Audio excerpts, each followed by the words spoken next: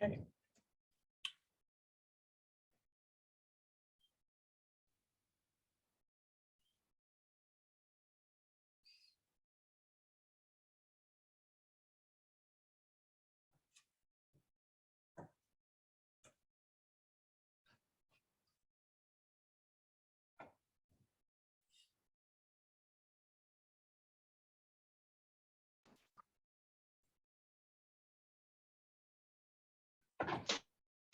Hi, Mommy.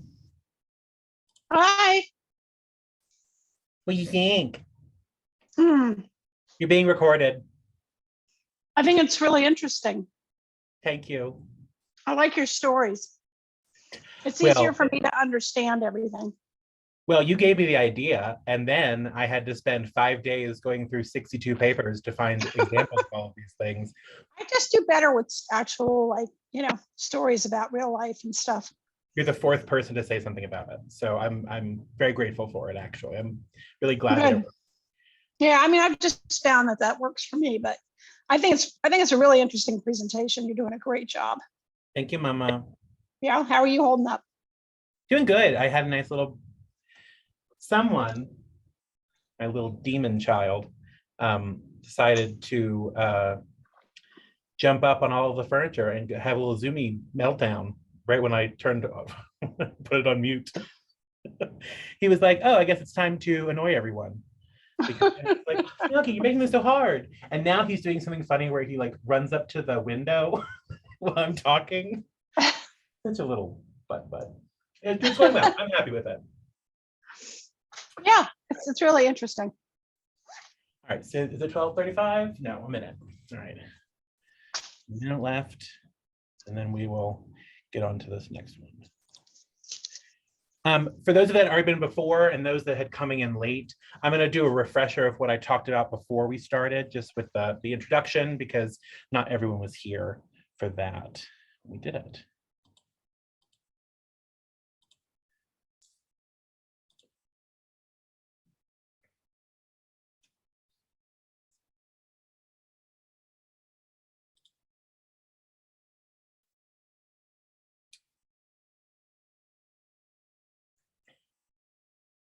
All right. Hello. Thank you again for joining me as I humbly present my research into the emotional dimensions of conservation. I want to thank my co-captains, Claudia Hall, Cheyenne Foots, for their dedication and adaptability. Thank the entire team at Lacy Consulting Services for giving us the opportunity to present these ideas with you all. I want to thank my advisors and my cohort mates at CSU for their insights and support. I want to thank my family and friends for all of their support as they changed my life from the arts to the wide world of conservation. Before we begin, I want everyone who can to click this link. Hold on. And go ahead and put in your current location. This website will show where Indigenous communities lived on this continent before violent oppressors committed horrific genocide to find this pristine wilderness. This context is important if discomforting. This Indigenous people stewarded their land for thousands of years before oppressors arrived on the shores of the continent. Oppressors sapped the soil of its nutrients, murdered its inhabitants, and rewrote the history in hopes that no one would find it. Oppressors forget about the marginalized as they intended, but the marginalized never forget the inhumanity that was used against them. The unrecognized pain of the marginalized means that we do not start on equal footing. That is up to those that benefit from oppression to make it equitable, not just equal. All right, and now we're going to begin values and value framing. What are values? Generally, these are principles about common interests, which are socially chosen by a society or individual in a specific time and context. Values are tricky things. Most know value as money. This valuation says that things are given value are the things that can provide tangible benefits. But many perceived values are non-monetary and give non-tangible benefits, like love, freedom, and creativity. Values have no universal set of definitions. This makes them messy for natural scientists to take them as constant, as they are not. Values are made of concepts. These concepts serve our biological, social, and group desires. Concepts like desirable behaviors, specific context, metrics, and the ability to be ranked. These concepts operate in part of a process of valuation, which occurs in context. These processes create the criteria for formal methods where values are expressed explicitly. Through this process and concepts, someone can speak the important values that they care about. Difficulty is when finding values beyond one person to a group of people. There's a tendency to consider the value to society as simply a collection of individual values. It's important to distinguish that any value to a group is something that can be significantly different from the simple totaled individual values, simply because factors that influence communities can be different from what drives individuals. This requires approaches that move away from money towards a plurality of values. A set of values is often incomplete when considering complex situations. Sharing contextual values may be formed through deliberation, which will help order a shared priority. Here are 6 of the most common values discussed in the conservation literature. All of these values play a role in how individuals and groups make decisions about conservation priorities. First is environmental values. These are values that relate to humans' use and interaction with their relationship to natural resources and nature. From the research, people who attach more to extrinsic values like fame, physical attractiveness, and wealth are more likely to exploit a natural resource, while those that appeal to intrinsic values are far less likely to explore a natural resource, those being self-knowledge, emotional intimacy, and community involvement. Sociocultural values are the values that represent the things and the relationships to things that come from our social and cultural contexts. These underlying values shape people's perceptions of the world and thus guide their decisions. Economic values. This is the one that everybody is familiar with. How much something is deemed of being worth in monetary value. Ecological value, unlike environmental value, is more specific.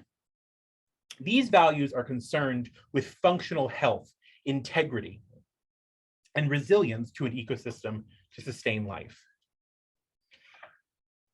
Shared values are the values of fairness, and shared meaning. Relational values are the values that refer to the virtues associated with relationships.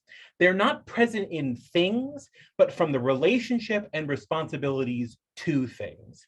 An individual's preference and societal choice can be questioned and reframed based on its consistency with core values.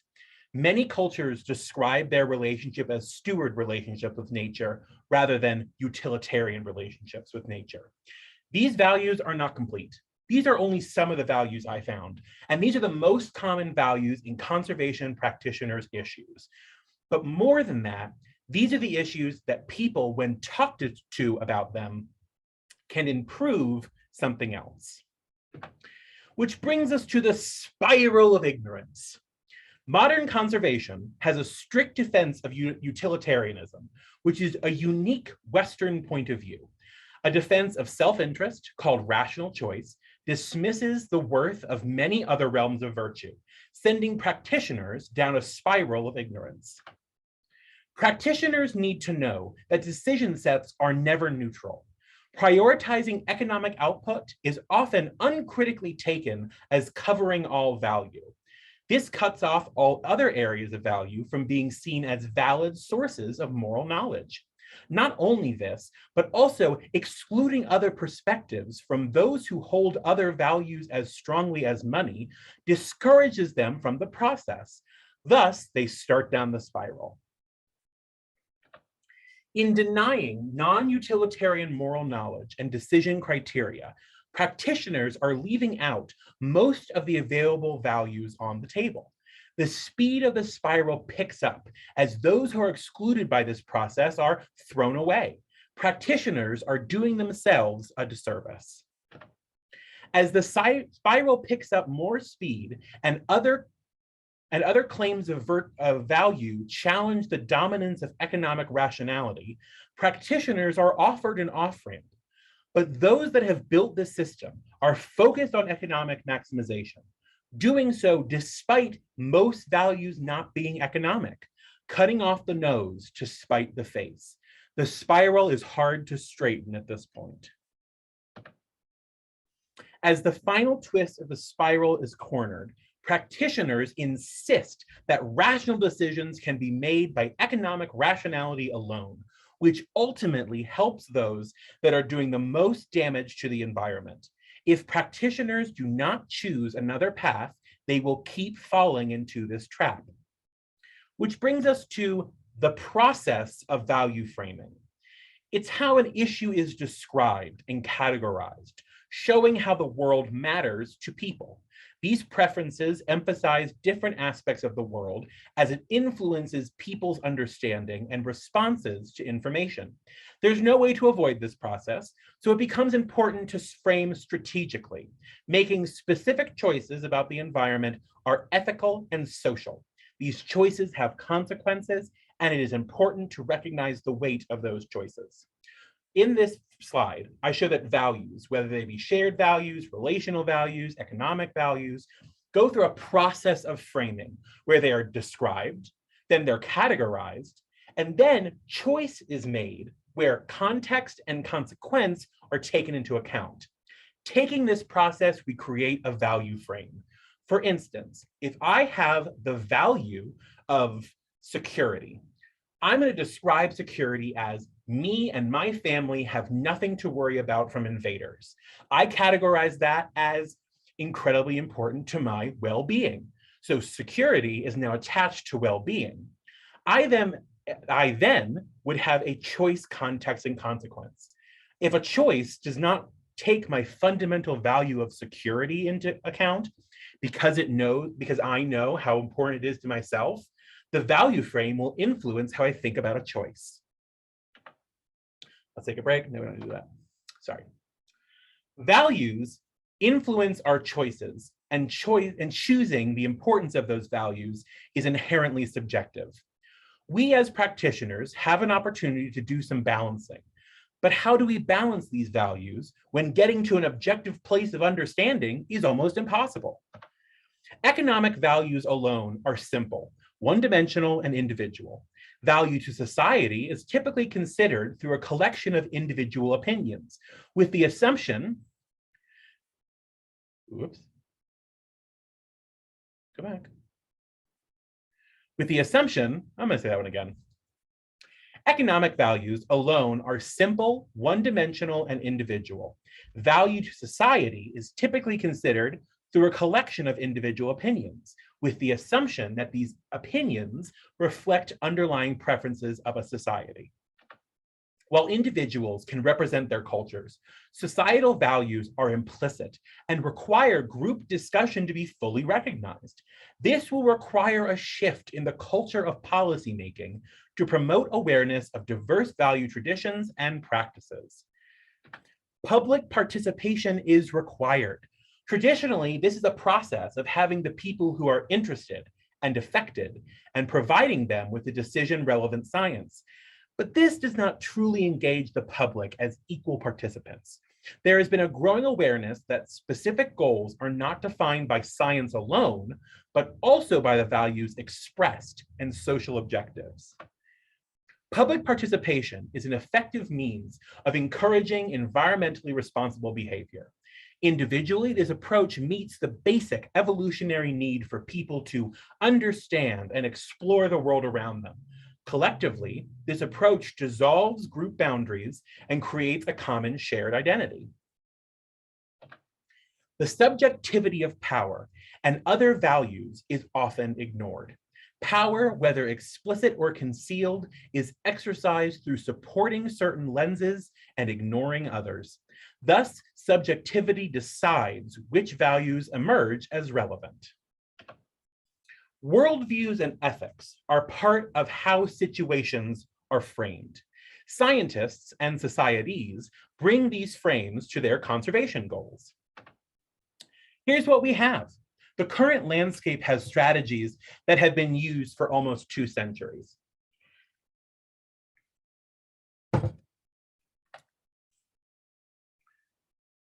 The strategies of the past.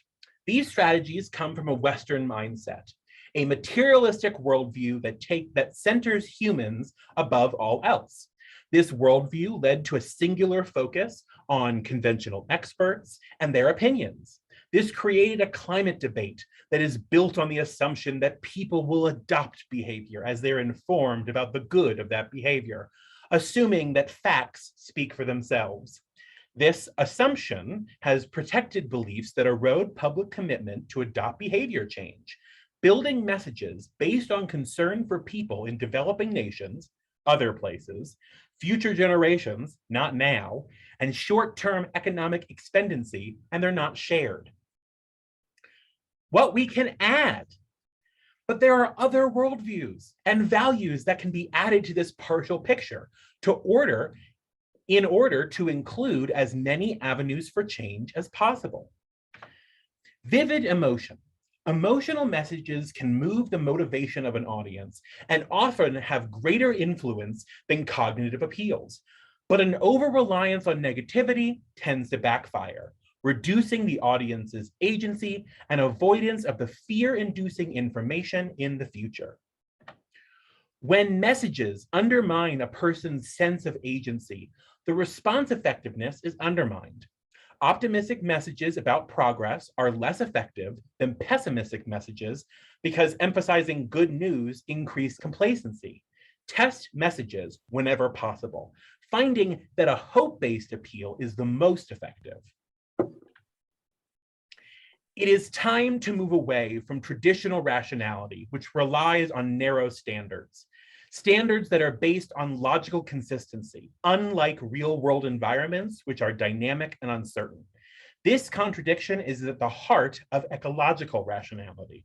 A concept of consistency comes from economics, where they were first introduced as theorems.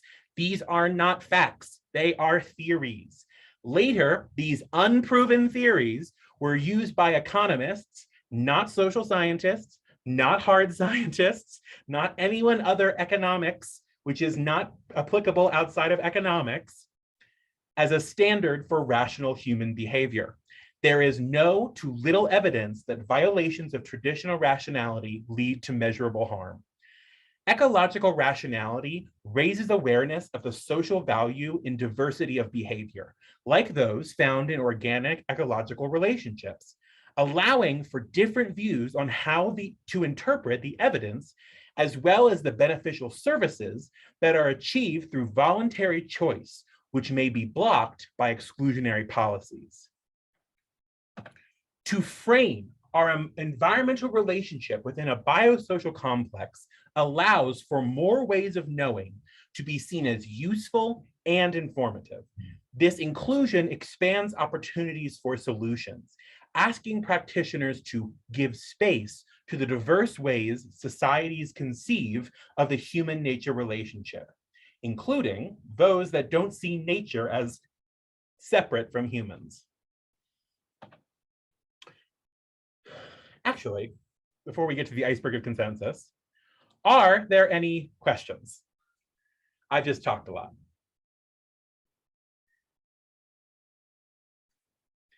Any points of frustration, good lunch, whatever? If not, Mommy, you can answer. You can say something if you'd like.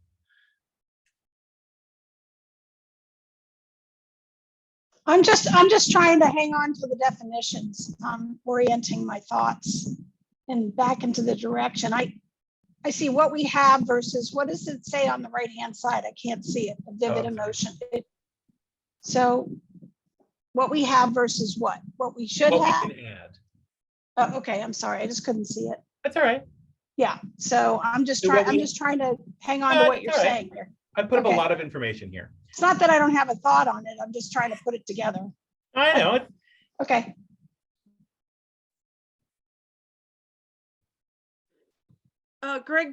Gregory, do you go by Gregory Either for one sure? works. You can call me Hey You. It all works for me. Oh, okay. Me too. Um, can you say just a little bit more about ecological rationality? Absolutely. Ecological rationality is a concept that comes out of queer ecology and feminist ecology, which rather than taking a human frame to the process of rationality, we look at the natural frame of how it exists in nature. So we think that we're rational beings, which is a misconstruction of how rationality as a process works.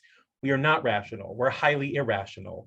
Emotions are constantly getting in the way of that. That's why I started with emotions, because that's what clouds are considered perfect rationality.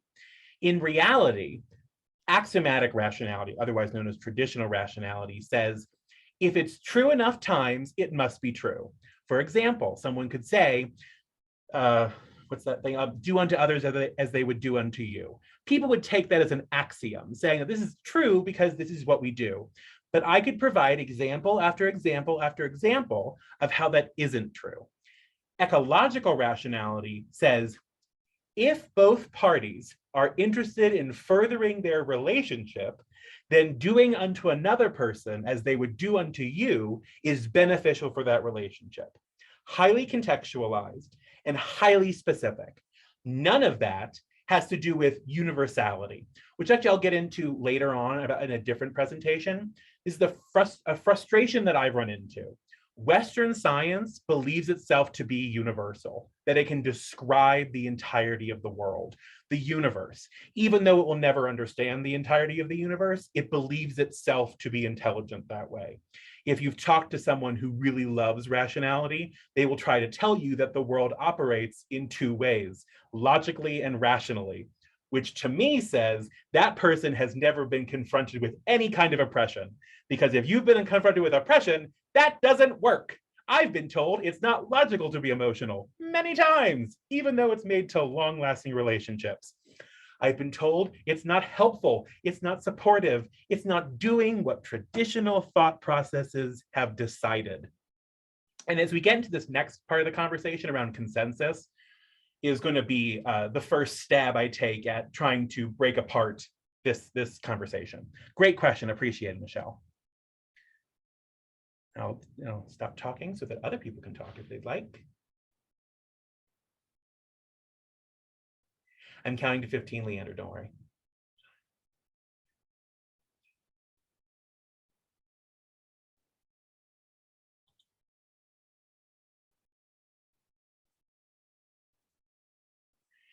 Okay, thank you so much, and we'll move on. Welcome to the iceberg of consensus. Before the 1980s, US environmental policy was based in conflict and negotiation. But global development emphasized consensus, an expert-driven win-win process for agreement among local stakeholders. Ideally, this was to give local actors power to make decisions about their lives. Solution by consensus became the most used method of development around the world. There is an assumption about the trustworthiness of expert consensus. This assumption comes from narrow standards of logical consistency. As these standards change, which they always do, people seek authority to choose what is right. Efforts to isolate a single meaning of consensus in a world of diverse social constructions of reality render the term meaningless. Those who are committed bring and privilege their own perspective, since there is no requirement to make values or politics explicit, creating consensus by their own personal moral sentiments, which is often confused for logical consistency. Consensus is dangerous as it attempts to placate everyone, risking any impotence for change that challenges the status quo.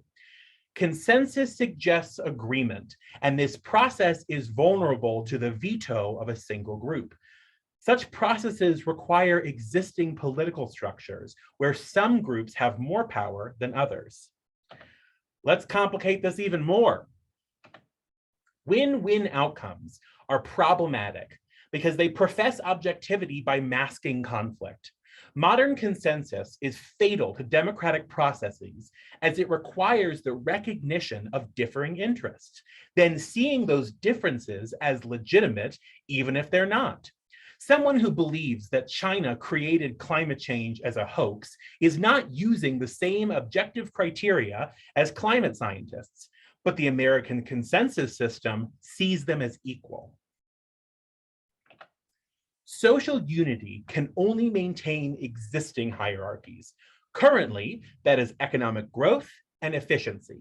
When change requires social unison, one dissenting group or individual can veto any decision.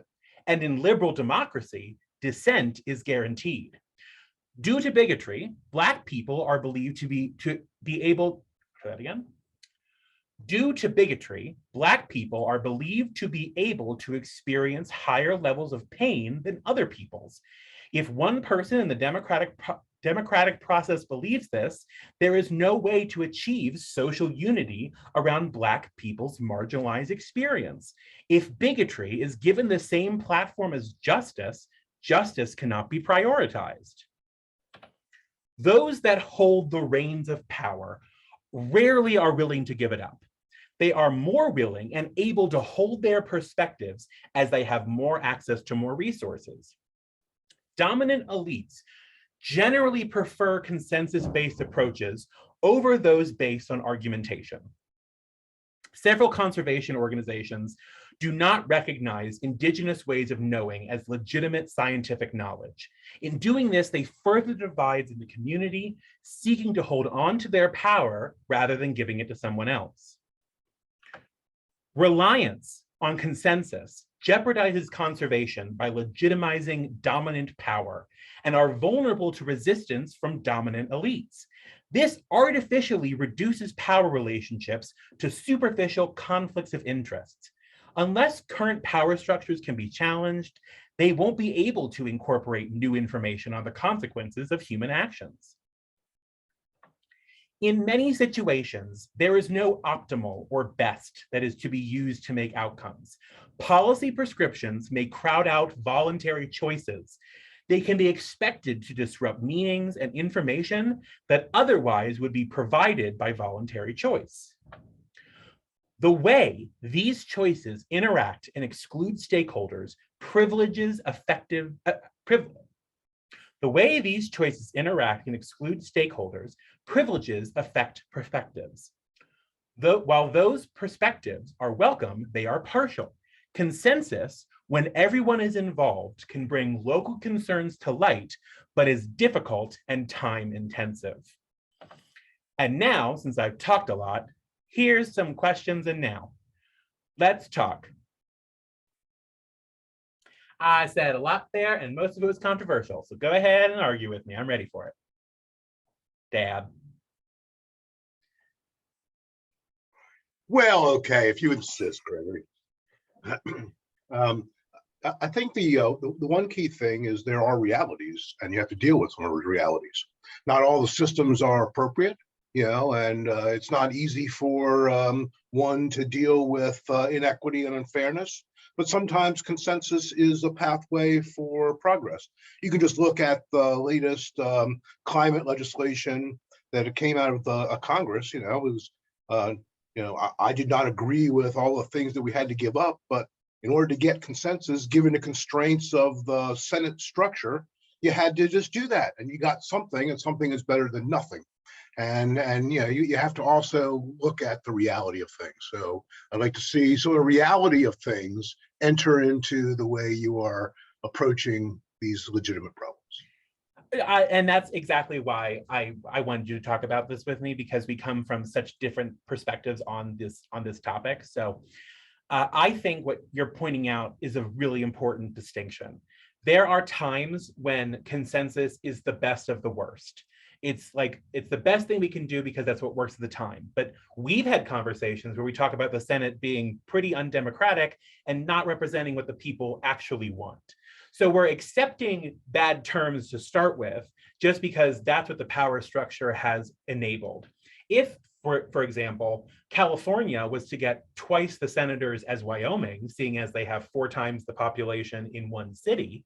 One could see that as a balancing of inequities. And I think that better approaches the things that exist that we're talking about. So But they don't. So you got to play the cards you're dealt with. Exactly. Pointing out that something is unfair is part of that process. We can't start by saying this needs to change. We have to point out by saying over and over again, these people are being disenfranchised by a political power structure. It's on purpose. Eventually getting to the point. It's not, you're right, it's not going to happen immediately. It's not going to fix the problem in the moment. It is what we're doing towards the future. And that's where I would like to take the concept of, Michelle, to your point earlier today. That's where I want to talk about ecological rationality, because in nature, separate from humans, things follow a specific pattern that has led to success for millions, if not millions of years. So when we talk about dominance and violence being useful methods for certain people, it really isn't. It's only applicable if you hold on to power. It's only applicable if you're so scared of the future that you can't see anything else. And rather than letting them constantly get away with that conversation, you need other people who are willing to say, I see this as a bad argument. I don't believe it's actually supporting everyone. And when you dig down to a lot of these arguments, it's a lot of feelings. It's not really based in facts. It's a lot of people being like, well, that's making me feel better, and I feel more secure for knowing that. For example, sister, Christian minister, love her to death. She believes in God. I don't. We have to live in a world together. We operate because we had conversations saying your rationality is fundamentally different than my own, but we can still achieve the same conclusions. Allowing for that plurality gives space. It gives power. It shares power rather than hoarding it. That's how I see ecological rationality, as sharing power rather than hoarding it like a dragon. Anyone want to argue with me? Oh, of course, but but I don't want to dominate the conversation. Yeah, we have these conversations frequently, Greg. So he's my sparring partner. He's the person I've been sparring with since I was like 6. All right, go ahead, Dawson. What are you gonna say? Okay, first of all, can you hear me? Yes. Okay, cool. So I'm just really curious to see what you kind of think in regards to thinking about your academic experience with the program, collaborative conservation, specifically that course, and thinking about the facilitation practices, working with different cultural groups, identity groups. How do you see collaborative conservation, this context of value framing? How do we think about that kind of going forward, and how we can actually collaborate more effectively, more efficiently? I appreciate that, Dawson. That's why I care about value framing, is because in my own experiences with facilitation, with collaborative conservation in general, what I saw is some people would use the traditional axiomatic rationality approach and go, well, the water table requires this, you must do this, therefore we can achieve this. And when the person heard that, all they heard is, I'm being talked at, I'm being demeaned, and I'm being talked down to. They weren't listening to the thing the person was saying, because their points were right, and it doesn't matter how right you are. If no one cares what you have to say, you're going to be Cassandra at the gates of Troy asking, please don't bring in the horse. And I feel like Cassandra a lot is I try to be like, hey, let's expand the idea of what is valuable. Over-relying, and that's really what I'm talking about, is an over-reliance on axiomatic rationality cuts out everyone that doesn't use that. And we don't have a centralized system to be like, I'm an axiomatic thinker. I'm a relational thinker. I think about things in security reasons. We don't do that. We don't start at the basic. We start all the way at the end and try to work backwards. So for example, and to fill everyone else in, we did a workshop with the Center for Public Deliberation. And I had a lengthy conversation with one of the, Sabrina, I can't remember her title at the moment, but she was, I think, in charge of some element of it. And I often argued with her, being like, well, what about people who don't think like this? And she was like, well, we can't include them. And I was like, but we have to include them. And it's because we have We have a desire in a liberal democracy to include as many perspectives as possible. But axiomatic rationality has that all values are equal when they're not. There's there's power relationships, there's imbalances of things. And we got into a conversation in one of our groups around what would be the best way to learn about this? What would be the thing you'd want to talk about? For example, we were talking to people at Pride this year in Denver about National Arsenal. And everybody was telling us that lived in Commerce City, where National Arsenal is located, that they didn't even know there was a 15,000 square mile acreage reserve in their backyard, but the people in Boulder did, because they were valued higher than the people in Commerce City. Even though the people in Commerce City would provide us foundational tax bracket, they create usability. I can't remember the word right now, but it's about expansion rather than detraction. I think that's what I would want to use it for. Could you expand on that point though, of like how Boulder people were valued more? And I think giving that kind of like piece right here, that tangible example could be really helpful in this conversation. Great, thank you very much. I'm going to pull up my little stories about. Okay. In Grand Staircase Escalante National Monument, it was delineated in 1991 by Bill Clinton as a national monument. Public debate over the monument designation and management focuses on the local economic development by a lost mining operation created tension between the federal organization and the community. In individual interviews, however, some local residents preferred the aesthetic appreciation for the landscape. Without the opportunity for dialogue and discussion of value realms beyond the economic, this commonly held aesthetic value could not be recognized as such. Economic values and their expression with money are essential in natural resource making policy. Yet, they're one of many realms of value. Given this diversity of values, it is important to explicitly acknowledge and consider each realm in its own terms, rather than relying solely on the assessment that views all values through one lens, which is what axiomatic rationality does. When we limit values, we limit solutions. So if we're going to back to Grand Staircase, if they had included everyone, not just the economically disadvantaged, not just the Mormons who had been there since the 1800s, they would have seen that it had many more realms of value that were beneficial. And we saw this in 2017 when Donald Trump tried to take it all away. The community had an uprising of, this is important to us, don't take it away. And that was only 20 to 30 years of difference between we don't want this to defending it with as strong as they could. And the same thing is, like, we often confuse shared values for individual values, because we say that individual values collectively brought together our shared values, but that's not necessarily true. In the UK, a study on marine protected areas, participants preferred deliberative group formats, not being told there was a specific lens through which to view something, and felt more confident about their group-based values than individual values. So someone who says the most important thing about this marine protected area is the economic output, when put in a deliberative setting, could be, actually, this is really important for my sense of identity. And that could be a stronger influence to make them choose something different. And then this is another fun one. The value diversity is super important when talking about effective outcomes. Courts are now used by political actors to achieve outcomes, rather than going through the deliberative process, because it's so fundamentally broken. And some courts are becoming more receptive to the ideas that citizens have a right to stable climate systems and safety from harm resulting from climate change, and citizens may seek legal redress if those rights are violated. The circuit judge in Juliana v. United States in 2016 wrote in a decision that the right of a climate system capable of sustaining, human life is fundamental to a free and ordered society.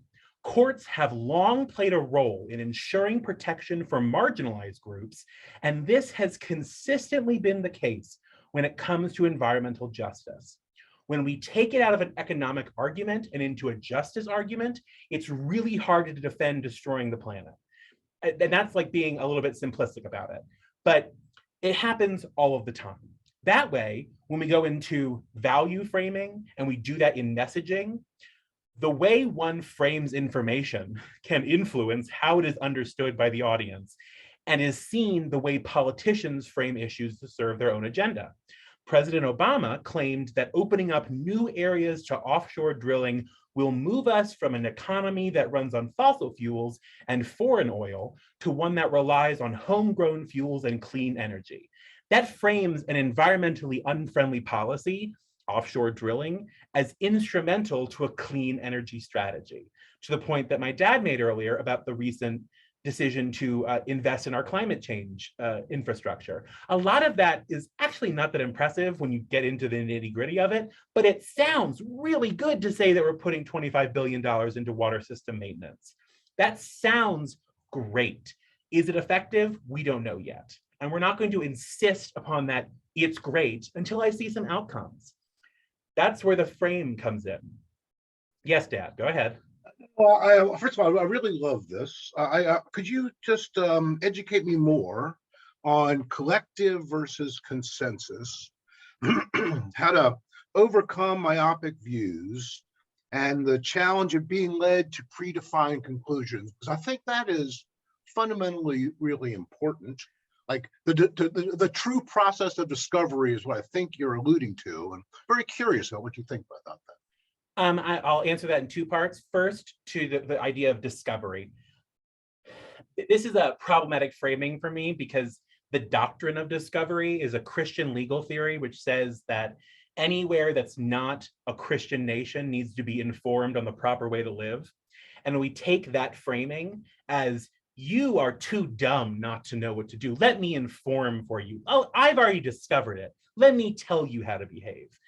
That just creates conflict.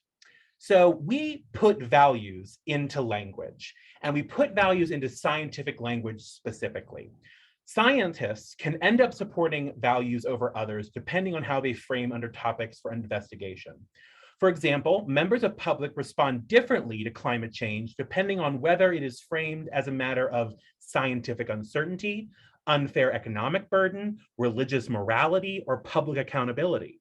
Scientists use these terms that have metaphorical or otherwise value-laden connotations. For example, Brendan Larson argues that it's important to consider the metaphorical significance of terms like invasive, alien, or exotic species, which may subtly encourage people to draw connection between biological issues involving these species and social issues such as military invasions or disputes over immigration. Similarly, John Dupree has argued that when scientists take terms as rape, they are used in human social contexts and apply those terms in biological contexts. They may import ethical or social connotations into those non-human contexts.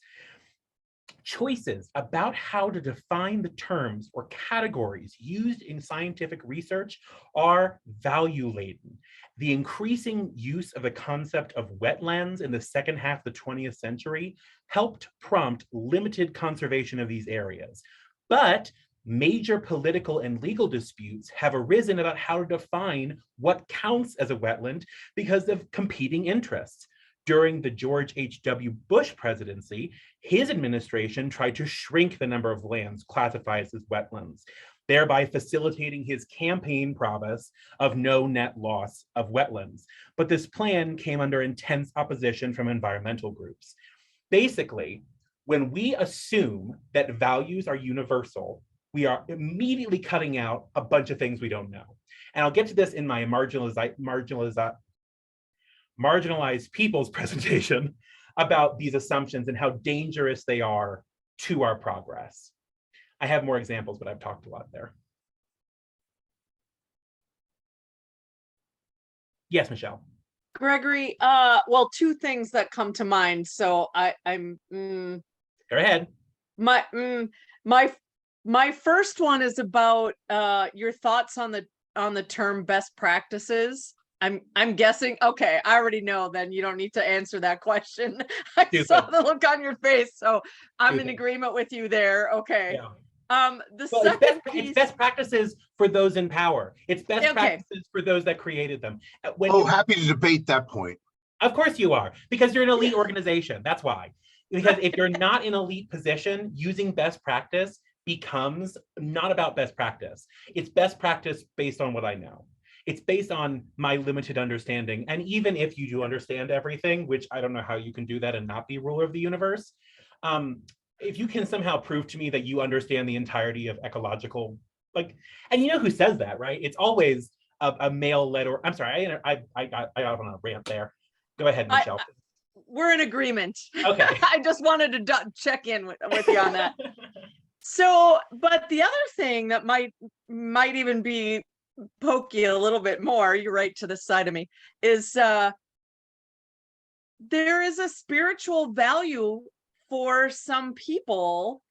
So you've made it pretty clear about at least a portion of your religious beliefs, maybe not spirituality. I hold them a little bit differently. Totally. So how does spiritual value show up for you?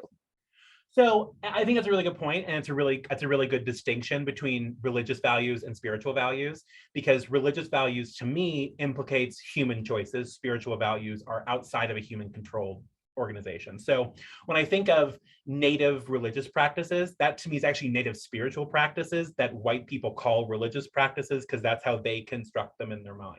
When you talk to someone who's Cherokee or you talk to someone who's Métis and they have a very specific description of their relationship to land, that to me is not even religious. It's not even spiritual. It's their identity. And I don't have any right to tell them what they think is right or wrong. I can personally think it's all great or ridiculous, but it's not on me to tell them they're wrong. The people who do that make more division than they're trying to sew up.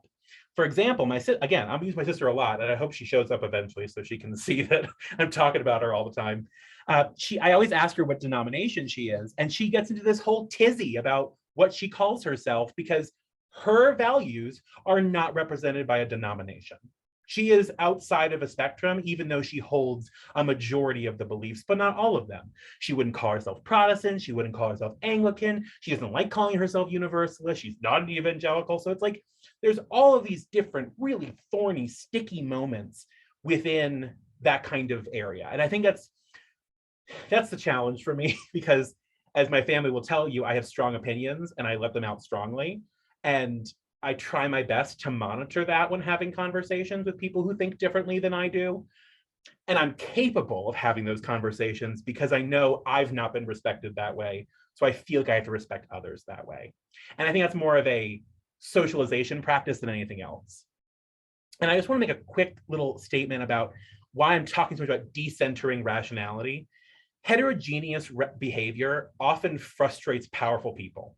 The literature documenting failures by policymakers to induce a particular behavior is massive. War on drugs, the great financial crisis, and immigration policies. All of these had explicit outcomes that they wanted, and they got none of them.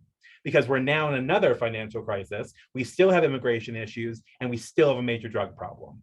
So when I think about people who say to me, we have to make sure no one can use these things, or we have to make sure that no one can come in, they're not willing to be a part of the conversation. They're willing to get to be right. And to be right is not helpful. It's really helpful in academic circles. It's really helpful in your basement when you're drunk or high or whatever, but it's really not helpful for creating collaborative change, at least in the research, at least in my own experience, with those heavy contexts on it. I have talked a lot more in this one, so please feel free to talk. Yeah. I think it reminds me, getting to what you just said, Gregory, that we're thinking about when we said the words like best practices and other things, right? One of the reasons that they're problematic, in my opinion, is it's as if we are in this perfect Shangri-La world we live in today, right? Your best practices is what we have today, right? And what we have today is not okay. For a lot of people. For some people, it's absolutely the best thing on earth. Like, you're living the high life. I commend you for, I don't even know what that life looks like, to wake up and not deal with depression. That's weird. But like, I think that those best practices and the way that we value things historically has led to the world that we have today, right? And so you think about it from conservation perspective specifically. And I've said this before, conservation that we have today has led to the climate crisis that we have today, right? It did not fix climate change. If anything, it might have even caused a lot of it. And so now we're talking about these great big organizations continuing their best practices for doing conservation, which is the reason we have the problem we have today, right? Because we did not bring, it was not inclusive. It was exclusive. It did not include marginalized voices. It did not want to hear from women, not hear from queer people, did not want to hear from other cultures from different regions of the, of the globe. And so what we have today can't continue to be the way that we value like the values of conservation that we got is not going to solve the problem. It's just not, it's impossible. And so until we change the values of how we look at conservation, we're never going to truly solve any of these issues. Because, as much as we don't want to talk about it because it feels bad, people still don't believe in climate change. People still are not taking action in climate change. We are doing things that are performative. Yes, most certainly policies are getting passed that have the word climate change on it. But we're not actually making the progress that needs to happen in order to be effective. So I just want to, that is exactly where I started, which was I was so frustrated by the performative aspect of so many parts of conservation that I noticed, not only in this program, not like from people, but from organizations, from the ways that they talked about conservation projects, but going further than that in saying that these are values that we are choosing. We are choosing to value specific lenses. We are choosing to frame things with a specific value. Don't tell me they're natural when I see you behind the, don't ignore the little man behind the curtain. The man behind the curtain is the problem. And like, I'm done pretend, and I luckily, I guess luckily, I don't know, it's frustrating. I'm given a lot of privilege. People respect me because I'm a man with a low voice, because I present masculine to some people. I have a big, loud voice, therefore I'm listened to often. I'm not interrupted often, except for my own family, because they know me better. And the frustration I see is I'm taken more seriously by conservation organizations than my more intelligent peers are, because they have outside things that make them not listenable to. And I get so frustrated because there were times that happened to me where I was told, I don't really want to hear what you have to say because you're just a little too faggy right now. We don't want to hear that right now. But be quiet. Your values aren't needed here. So we've come to consensus that everybody except for you is useful. And that just makes me want to burn everything down, not help at all. Even if they throw an olive branch of like, oh yeah, sure, you help. It's not real. It's not authentic. It's performative. I think that's the way to put it. All right, Jack, go ahead. Well, being in the business of discovering best practice for a long time, it's not a fixed thing, right? We're all trying to discover something that we don't know by learning from others who have learned something little about a part of it to collectively put it together as our current understanding of best practice. And that's, so far, I've found to be a good way of advancing knowledge. And yes, Greg, there still is a financial crisis, but out of the financial crisis, we now have a recognition of something called systemic risk and linked risk. And we have global coordination processes that have occurred because of it. So yes, we haven't fixed the overall reality of financial crisis, but there is incremental steps along the value chain that we should also be trying to obtain. And I would like to stick on that for a second. I think that's kind of the point. I think that's what the difference between best practice and incremental step. I would rather it call the incremental step than best practice. I'd rather say, this is what we know till now. This is what's worked up to this point. This is the thing that, because that kind of honesty would make me believe you. Telling me it's what worked, it's the best, that usually makes me believe it's probably the worst option. If someone tells me it's the best, that means, okay, Do they take my kind of values into it? And I don't want to like, I don't want to harp on it. It's useful for some people to have best practices. It's useful for some people to understand where things, like, it gives them a guiding post. I don't want to demean them by saying I disagree with them. I don't need a guidepost because I prefer to navigate by the stars. Some people like having turn left, then turn right, then turn left. And maybe they'd be better to like clean up a neighborhood than to be in charge of massive policy. Maybe they should be in charge of like one aspect of it. All right, we've really delved into something great here. We have 5 minutes until the next one. So go take a little water break. I have to go pee. I'll be right back. Thank you so much.